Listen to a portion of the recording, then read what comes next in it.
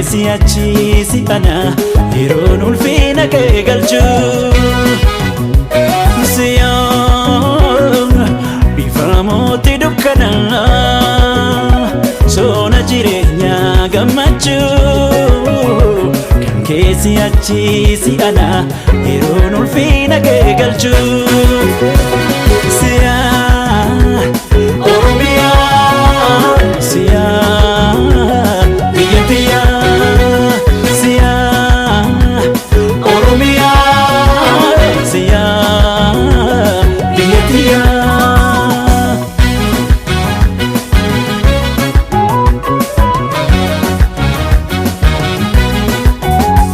Amate singare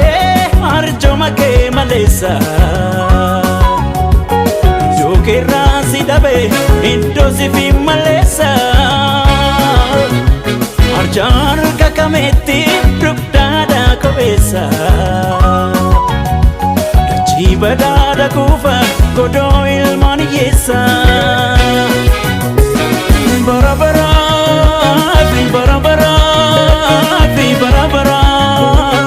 barabara barabara barabara kabaja keef ulfina kee nutilmaan kee jiraan inirartu ishenoytu tichilmaan kee jira biyya taate birru oromiyaa biyya bishee garbaa